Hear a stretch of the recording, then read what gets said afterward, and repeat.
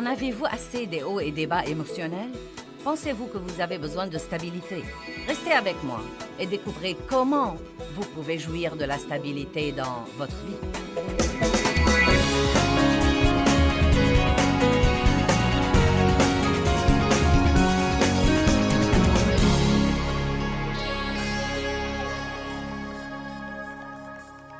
Je veux vous parler ce soir de vous libérer de votre pensée trompée.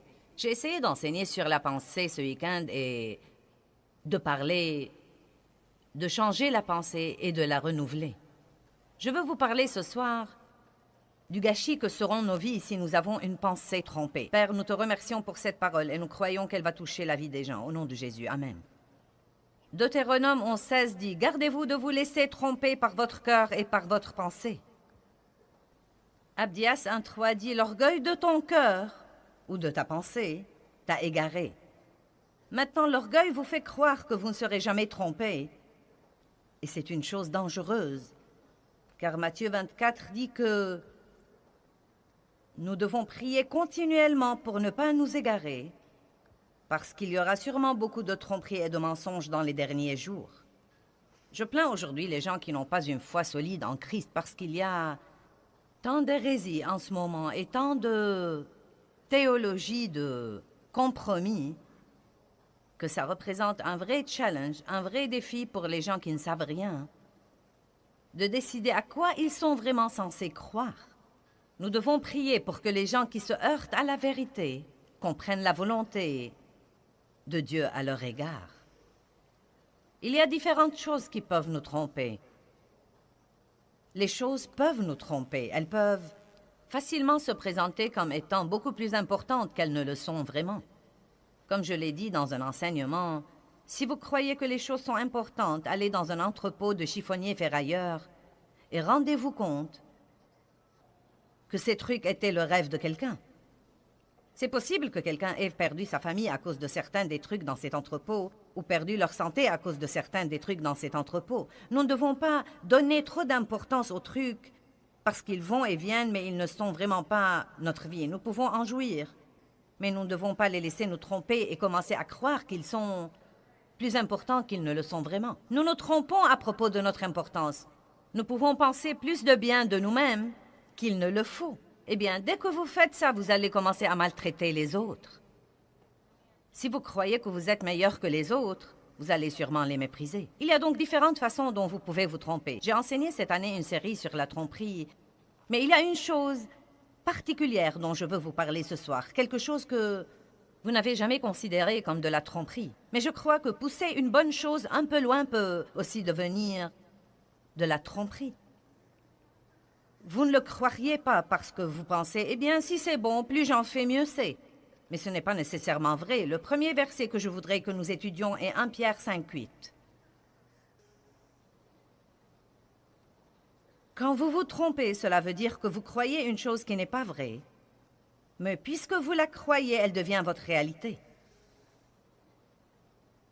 Priez pour ne pas tomber dans la tromperie. 1 Pierre, chapitre 5, verset 8 est un verset que j'aime beaucoup et que Dieu m'a montré dans tous les débuts de ma vie avec lui. Et je crois qu'il m'a été très, très, très utile. Je dis souvent aux gens, non mais que je n'ai pas beaucoup de dons exceptionnels, je parle et je fais ça très bien. Je suis une bonne communicatrice, mais je crois qu'une des meilleures choses en ma faveur, c'est que j'ai beaucoup de bon sens. C'est incroyable. Vous savez, le bon sens est parfois meilleur que l'instruction. Le bon sens seul, le bon vieux bon sens. La Bible dit « Soyez bien équilibrés ». Dites tous « bien équilibrés ». Que veut dire être bien équilibré? Cela veut dire faire assez de quelque chose, mais ne pas en faire trop. En faire assez, mais ne pas en faire vraiment trop, car ne pas faire assez de quelque chose est mauvais. Mais si vous allez toujours à l'extrême et que vous en faites trop, cela peut vous attirer autant d'ennuis que si vous ne l'aviez pas du tout fait. Et je trouve que la chair est très, très excessive. Elle est très excessive. Les gens peuvent aller de ne pas du tout faire de l'exercice à vouloir avoir 2% de tissu adipeux et presque se tuer. Nous allons vraiment d'extrême en extrême. Et une des choses dont Dieu a parlé à mon cœur il y a longtemps, c'est que l'excès est le terrain de jeu du diable. Pensez-y un peu. Bon sang, c'est une zone où l'ennemi peut entrer si nous devenons excessifs dans quelque chose. Soyez donc bien équilibrés, car votre adversaire, le diable, rôde comme un lion rugissant, cherchant qui il dévorera. Résistez-lui et soyez fermes dans la foi. Il y a beaucoup de messages différents là dans 1 Pierre, mais le seul dont je veux vous parler ce soir, c'est de tâcher d'avoir l'équilibre dans votre vie. Et donc, je vais vous parler de plusieurs domaines où je crois vraiment que les gens peuvent devenir très excessifs et pourtant croire en même temps qu'ils sont très spirituels. Par exemple, je crois qu'une personne peut être excessivement spirituelle. Vous dites, que veux-tu dire par là? Eh bien, quelqu'un qui essaye de créer un contexte spirituel pour toute chose va devenir bizarre. La Bible dit que nous devons renouveler nos pensées. Certains la lisent mal et croient en fait qu'elle dit que nous devons enlever nos pensées. Vous ne perdez pas votre cervelle et vous ne perdez pas votre bon sens quand vous êtes régénéré et quand vous avez une relation avec Dieu. Être spirituel ne veut pas dire que vous êtes en train de flotter sur un nuage tout le temps et que tout dans la vie devient essentiellement spirituel. Il y a dimanche, mais il y a encore lundi, mardi, mercredi, jeudi, vendredi, samedi, dimanche, lundi, mardi, mercredi. Vous devez gagner votre vie. Vous devez vous entendre avec les gens. Vous devez payer vos factures. Vous devez nettoyer votre maison. Et vous ne devez sûrement pas parler partout le langage chrétien avec tous ceux que vous connaissez et leur donner l'impression que vous êtes fous. Comment est-ce que quelqu'un peut être trop spirituel? Eh bien, d'abord, il commence à négliger les aspects naturels de la vie quotidienne. Par exemple, peut-être qu'il prie beaucoup, mais il compromet sa santé. Vous ne voulez pas que je m'embarque là-dedans. Mais c'est pathétique ce que les gens abusent de leur corps. Ils ne dorment pas, ils mangent mal la plupart du temps, ils ne boivent pas assez d'eau, ils ne prennent pas soin d'eux-mêmes, ils ne font jamais de l'exercice et se sentent mal tout le temps. Je vais prier pour un miracle. Et il y a trop de ces trucs-là. Il y a des gens qui ne font pas ce qu'ils devraient faire et ensuite prient Dieu d'arranger les choses. Nous sommes les associés de Dieu et il nous mène et nous montre ce que nous devons faire. Dieu guérit les gens, mais il dit aussi « allez et ne péchez plus ». Et donc, pendant que vous recevez la guérison et l'exaucement et la délivrance de Dieu, apprenez une nouvelle façon de vivre. Ne faites pas la même chose stupide à n'en plus finir et ne vous attendez pas à un résultat différent. Allez maintenant, j'ai beaucoup de choses à dire ce soir et peu de temps pour les dire. Faites donc comme si vous compreniez vite. Combien d'entre vous savent que j'ai raison? Vous vivez stupidement, et vous sortez et vous utilisez vos cartes de crédit, et quand vous les épuisez, vous en prenez une autre. Vous l'épuisez, vous en prenez une autre. Vous vivez bien au-delà de vos moyens, et ensuite, vous allez à un service d'annulation de dette, et vous vous attendez à un miracle. Non, ce que vous devez faire, c'est de vous discipliner, de payer vos factures, et de ne pas dépenser excessivement. Commencez à mettre de l'argent de côté. Arrêtez d'acheter tout à crédit et apprenez à payer comptant pour quelques trucs. Patientez un peu et attendez pour acheter quelques trucs. Peut-être que ce n'est pas trop passionnant ce soir, mais ça va vous aider. Les gens comme ça, leur conversation avec les autres est excessivement religieuse. Ils n'ont pas assez de bon sens pour savoir, pour discerner à qui ils parlent. Maintenant, si je suis avec quelqu'un qui est sur la même longueur d'onde que moi, je peux lui parler d'une façon différente de celle de parler avec quelqu'un qui n'est pas chrétien, ou qui est un nouveau chrétien, ou qui est d'un certain milieu religieux et qui ne va pas comprendre beaucoup de choses que je dis. Une dame a dit ce matin qu'elle a un fils adolescent et qui lui a dit « Maman, madame une telle est régénérée et elle est la mère d'un des amis de son fils. » Il lui dit « Eh bien, elle est en fait très religieuse. Il dit quand elle ne parle que de la Bible et de Dieu et le Seigneur soit loué. Elle lui dit, crois-tu que je sois comme ça? Il lui dit, non, non, non, tu n'es pas comme ça. Vous voyez, la première chose que cet adolescent a remarqué, c'est qu'elle poussait la chose un peu loin. Elle a probablement de bonnes intentions. Elle est excitée de ce que Dieu a fait dans sa vie. Et elle veut juste le raconter à tout le monde. Mais vous savez, il vaut mieux parfois pour montrer quelque chose aux gens, de prendre un peu de temps, d'investir du temps et de les laisser voir que vous êtes différents, plutôt que d'essayer de leur caresser les oreilles avec la parole de Dieu.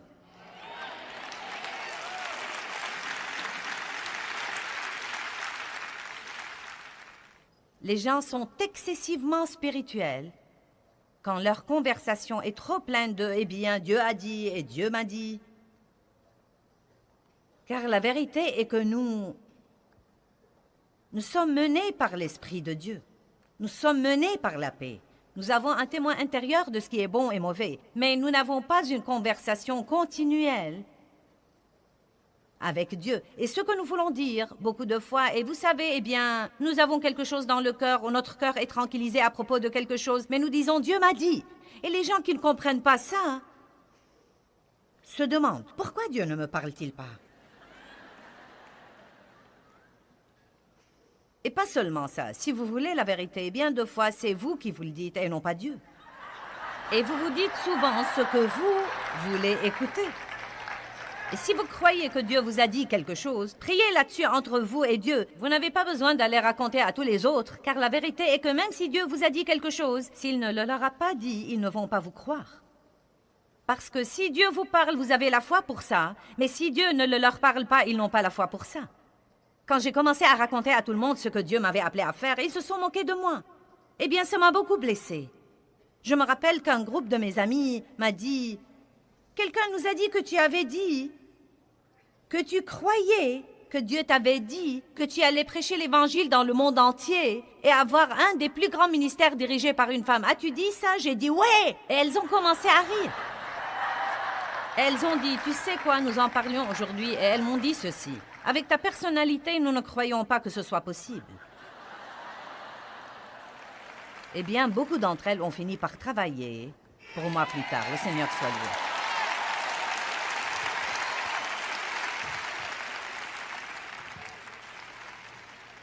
J'ai dû surmonter beaucoup de ces trucs aussi. Nous avons de bonnes intentions. Mais j'essaye de m'exercer à dire, vous savez, Dieu m'a mis ça dans le cœur. Je crois que c'est comme ça que Dieu me mène. Et plutôt m'éloigner de ces trucs qui donnent en fait aux gens l'impression que vous êtes plus spirituel et que vous les dépassez tellement qu'ils ne pourraient jamais être comme vous ou avoir ce genre de relation avec Dieu. Peut-être que certains n'aiment pas ce que je dis parce que vous aimez plutôt être ce genre de personne. C'est dur d'aller raconter à tout le monde que Dieu vous a dit quelque chose et qu'il s'avère par la suite que Dieu ne vous l'a pas dit et vous vous démenez pour faire que ça se produise. Quelqu'un est passé par là, a fait ça? Moi? C'est dur. Les gens qui sont excessivement spirituels utilisent des expressions religieuses avec des gens non sauvés qui sont complètement étrangers à ça. Quand vous êtes parmi des gens non sauvés, tâchez de vous comporter normalement. Oh Dieu, sois loué, frère. J'ai été coincé dans un embouteillage ce matin, mais Jésus est bon. Alléluia. Tu sais, ça n'a pas trop d'importance parce que le diable est sous mes pieds.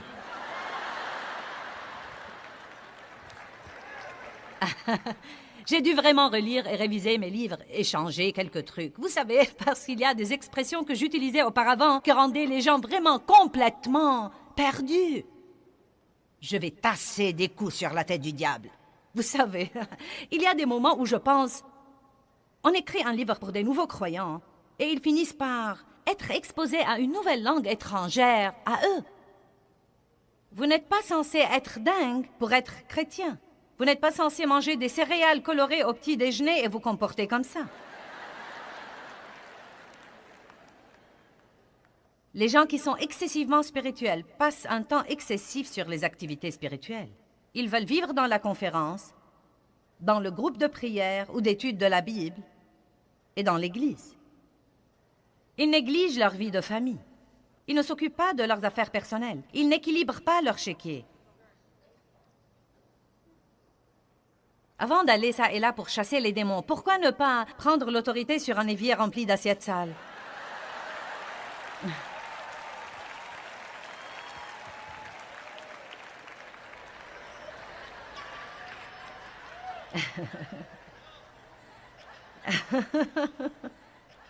Vous savez où j'étais quand Dieu m'a appelé? Je faisais mon lit. Vous n'êtes pas censé faire quelque chose de spirituel pour que Dieu vous parle. En fait, je crois parfois que cela ferme la porte à Dieu. Je faisais mon lit en écoutant une bande. Non, mais l'Esprit de Dieu a jailli en moi et Dieu m'a appelé à faire ça. Vous savez comment j'ai expérimenté cet appel? J'ai ressenti un désir tellement irrésistible.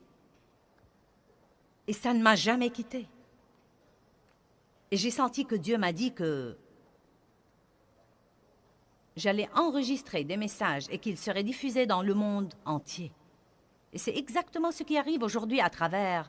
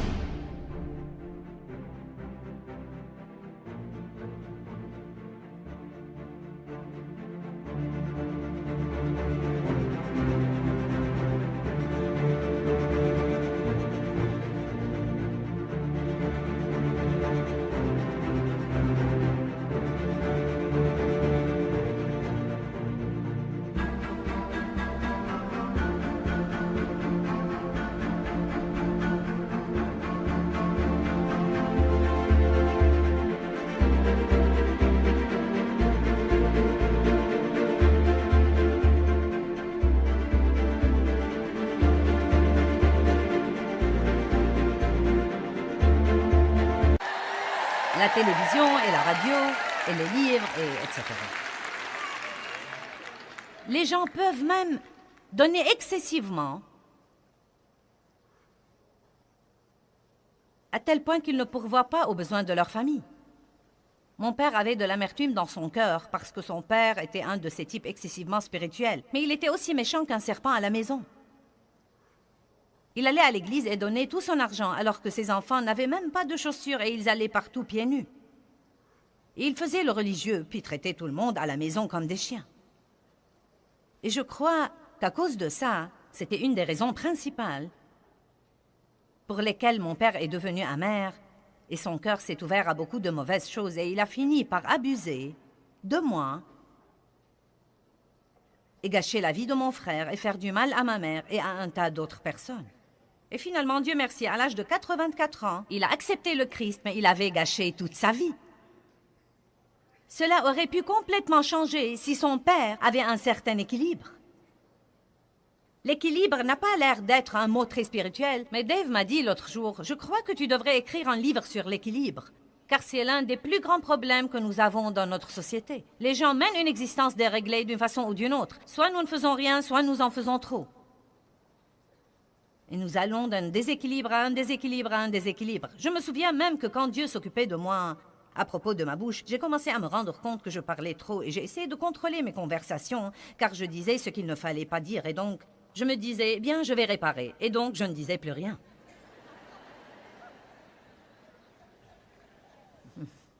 Allez maintenant.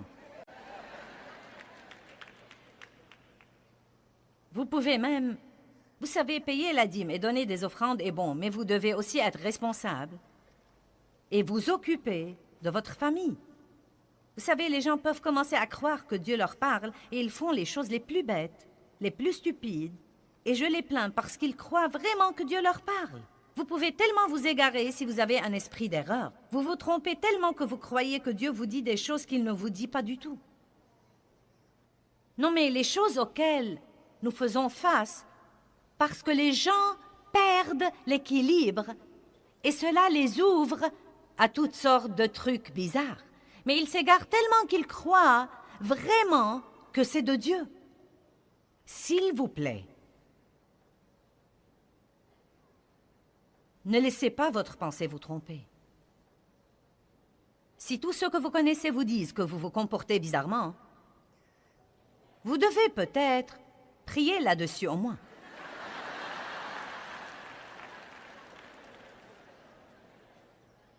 Il y avait une dame qui s'est pointée. Nous avons toutes sortes de gens qui croient que Dieu leur a dit qu'ils sont censés tout vendre et venir travailler pour nous. Le problème, c'est qu'ils ne travaillent pas. Nous ne les connaissons même pas. Ils font leurs valises et vendent tout et quittent leur maison. Et se pointent au bureau avec tous leurs trucs. Me voilà. Oh oui.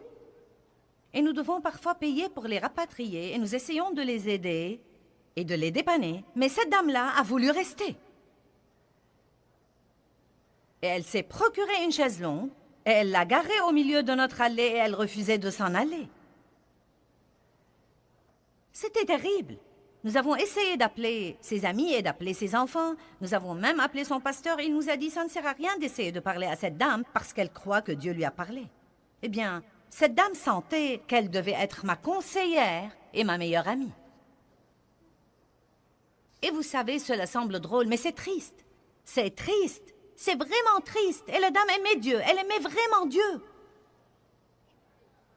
Mais on peut toujours vraiment s'égarer. Allez maintenant, ayez un peu de bon sens. Amen. Vous n'êtes pas censé être dingue pour être chrétien. Payez vos factures, nettoyez votre maison, soyez gentil avec les gens. Oui, étudiez la Bible et priez et allez à l'église. Mais ne soyez pas tellement spirituel que personne ne peut s'adresser à vous et vous parler ou ne sait même pas communiquer avec vous sous quelque forme que ce soit. L'apôtre Paul dit dans la lettre aux Romains, « J'ai appris à devenir toute chose pour tous. » Et je crois que nous devons, si nous sommes vraiment spirituels, nous devons savoir si la personne à qui nous parlons n'est pas prête pour ça. Et nous devons aussi avoir assez de bon sens pour parler aux gens à un niveau qu'ils peuvent comprendre, au lieu d'essayer de les impressionner par notre spiritualité.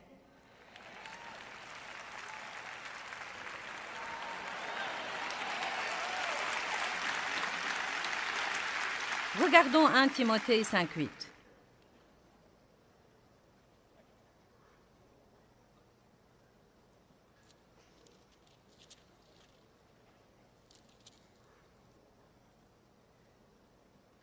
Verset 8. Si quelqu'un ne prend pas...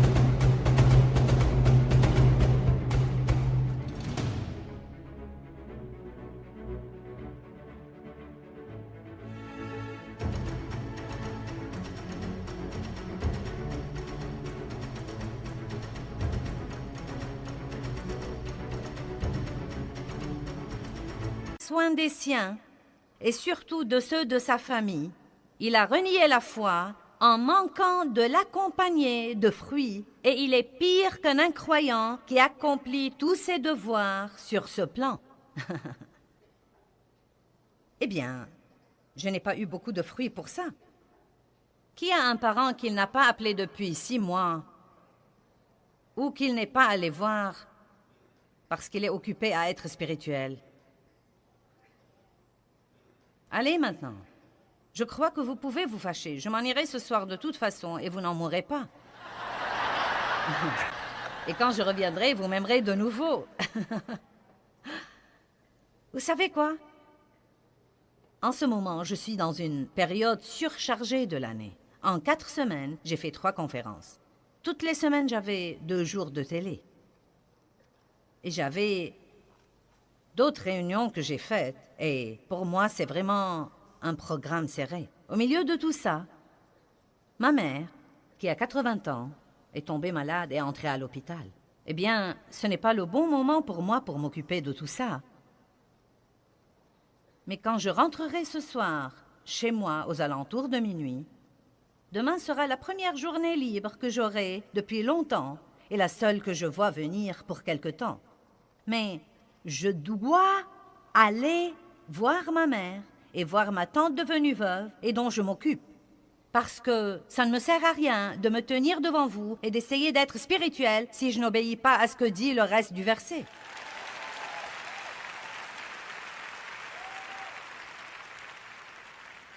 C'était si libérant pour moi d'arrêter de partager ma vie entre les choses spirituelles et les obligations. Quand je me suis rendu compte que c'était de la piété d'aller visiter et de m'occuper de mes parents âgés, que c'était de la piété de garder ma maison propre, que c'était de la piété d'équilibrer mon chéquier bancaire. Ces choses aussi sont de la piété. Combien d'entre vous sont d'accord qu'il y a des gens qui jettent tout ça par la fenêtre car ils ne veulent être que spirituels? Cela devient excessif et cause des problèmes.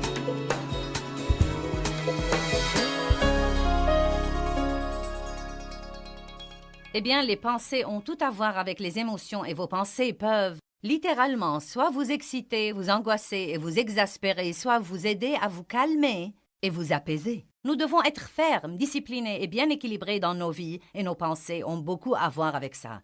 Peut-être que vous pensez tous, eh bien, je ne peux rien changer à mes pensées. Eh bien, la première chose que vous devez apprendre, c'est que vous pouvez choisir vos pensées et vous devez le faire avec précaution.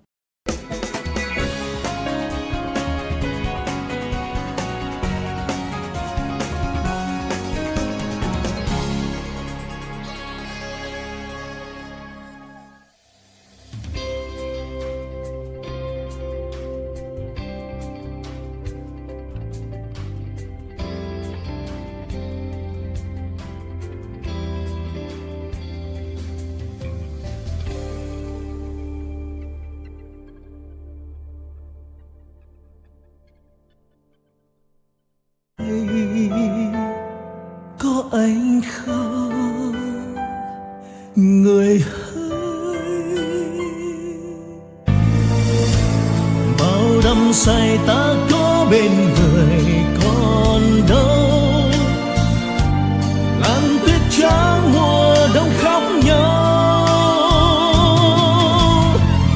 nhìn từng con phố ngày xưa vắng lặng,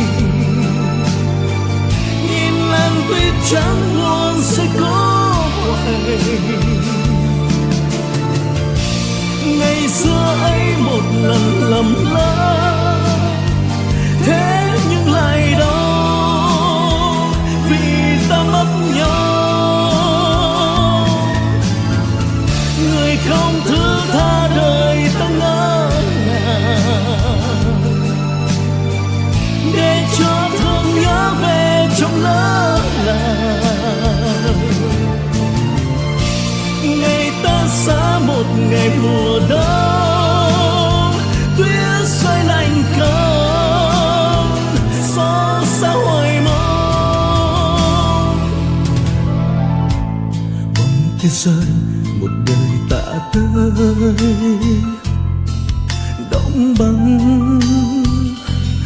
tim mình.